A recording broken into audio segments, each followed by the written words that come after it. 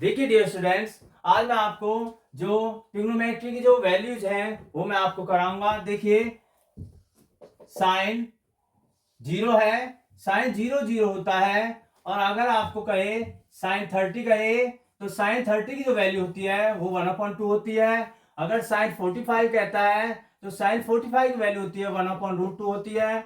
और साइन 60 कहता है तो साइन 60 की जो वैल्यू होती है √3/2 होती है। और साइन 90 की वैल्यू जो होती है वो 1 होती है। अगर डियर स्टूडेंट्स अगर आपको साइन की वैल्यू लर्न हो जाती है तो कॉस की आप आसानी से निकाल सकते हो।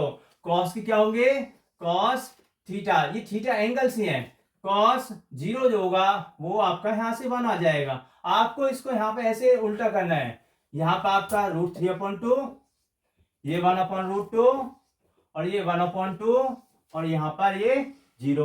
देखिए कॉस जीरो 1 होता है, कॉस 30 √3/2 होता है, कॉस 45 1/√2 होता है, कॉस 60 आपका 1/2 होता है और कॉस 90 आपका जीरो होता है। यहां से आपको मैंने कॉस की वैल्यू निकाली।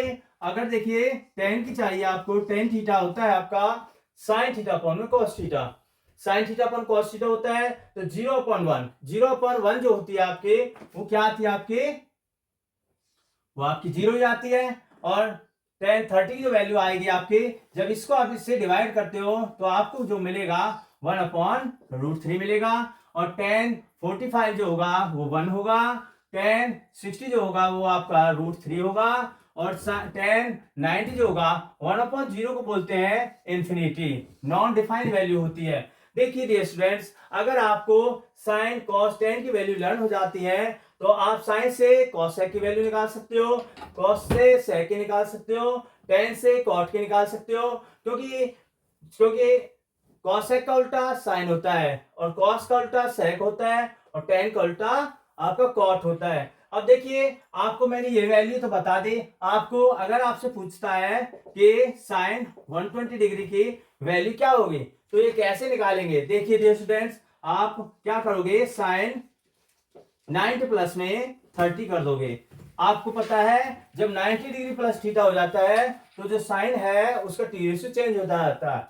तो साइन का हो जाएगा आपका cos 30, साइन कॉस हो जाता है, टेन कॉट हो जाता है, कॉट टेन हो जाता है। तो कॉस की जो 30 वैल्यू होती है, कॉस 30 किसकी होती है? कॉस 30 की वैल्यू होती है √3/2।